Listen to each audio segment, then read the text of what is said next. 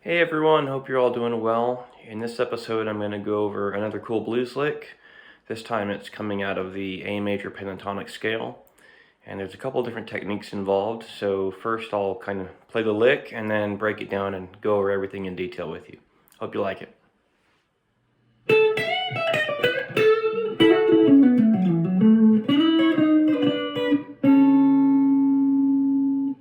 Alright, so the first thing we're going to do is start off on the B string, the second string, with our index finger on the 10th fret, which is an A note. And then we're going to go to the first string, high E string, 12th fret, with the ring finger, which is an E. And we're going to be doing a whole step bend. So in this case, we'd be bending from the E to the F sharp. And you can always check your intonation by referencing what I call the target note, which in this case is F sharp. So if you're too far, you'll hear that it's sharp, and if it's not enough, if it's too low, then you'll hear that it's flat. So it's very important when you do bending that your intonation be as accurate as possible. So if it's too far, it'll sound off. If it's too too short, not enough, it'll sound off. So we're going to do this chromatic walk down, which is 12, 11, 10, E, E flat or D sharp, and then D, ring, middle, index. And then we're going to take the ring finger and put it on the second string, 12th fret, which is B. And again, we're going to be doing a whole step bend, in this case to the C sharp. And then we're going to release that and just do a vibrato on the second string, 10th fret, which is the A, which is the note that we started on.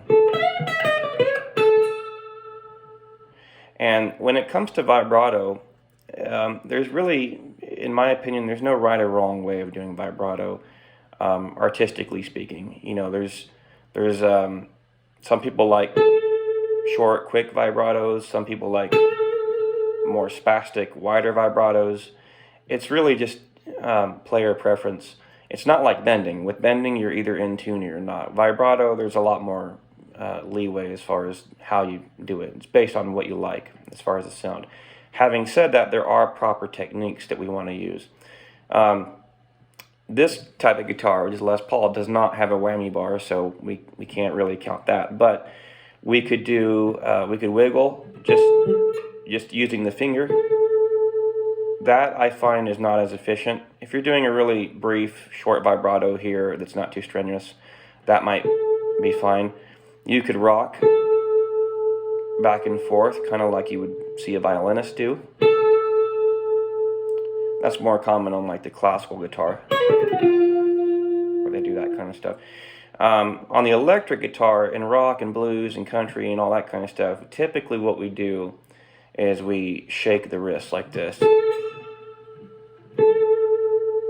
So we're just kind of tilting, rocking the wrist back and forth like that. So it's in the wrist. You got to have a good grip on the back of the neck for leverage stability. So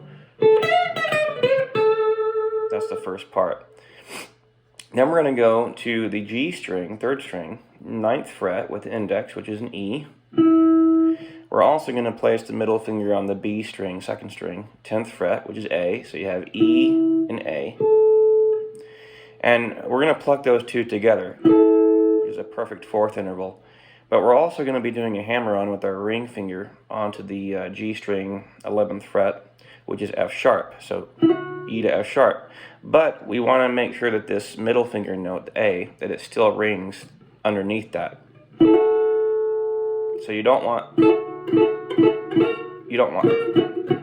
that note to get cut out. You want both the notes to ring clearly. And then after that little hammer on, you're going to pluck the 9th fret again on the G string index finger, so that's the E. Like that. Then we're going to move down to the D string and do a pull off from 11 to 9, which would be C sharp to B. And we're going to use the ring and index. And then we're going to move down to the 5th string and do a pull off from 12 to 9, which is A to F sharp, using the pinky to the index. And as soon as we've done that pull off there, we're going to slide down to the 7th fret. And you'll notice the way I'm picking that is down for the initial hammer-on with the double stop, then up, then down, pull off, then up, pull off, slide. So you have. And then as soon as we've done that, we're going to hammer on to the 9th fret, which is F sharp. And then we're going to grab the D string 7th fret and apply some vibrato, and that is the A note again. So everything is sort of centered around A. So it's pretty cool. And then this next part involves 6th intervals, and we're going to be using hybrid picking. Hybrid picking is where we use the pick and then our other fingers, usually the middle, sometimes ring, and then sometimes the pinky, to pluck the adjacent strings. And it allows for all kinds of neat possibilities. So now it's worth noting that this little phrase could be done without hybrid picking if you wanted, but for whatever reason, what feels more natural for me is to do hybrid picking. So I'm going to show it to you that way. So we're going to take the middle finger and go to the 3rd string, the G string, on the 8th fret, which is D sharp. And we're going to slide up to the 9th fret, back to E. And then we're going to take the ring finger and place it on the high E string 9th fret, which is C sharp. And that's the one that we'll pluck with the middle finger. Then we're going to move that back a half step to the 8th fret. So we've got basically the D sharp and the high C. Then we're going to move that one back a half step, which is a D up to a high B.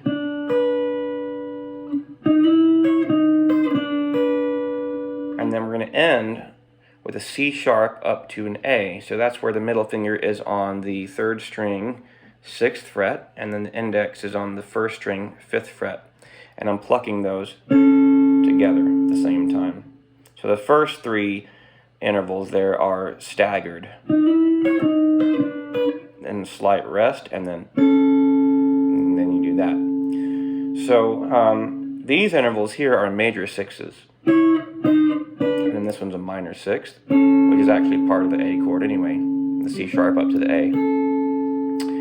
And then, the chord that would sound great over this or behind this is either an A major or an A dominant 7, would be fine. Alright, so one last thing that I think is important and worth noting is that this whole phrase, this entire lick, is basically spanning 3 different patterns of the A major pentatonic scale. We start off in the 10th position, which is really a phrase that's coming out of pattern number 3 of the A major pentatonic scale.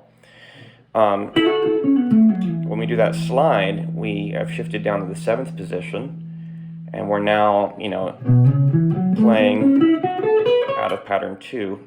And then after the 6th intervals, we end up in the 5th position, which is pattern number 1. So the whole thing kind of spans those 3 patterns. So anyway, I hope you enjoyed the lick.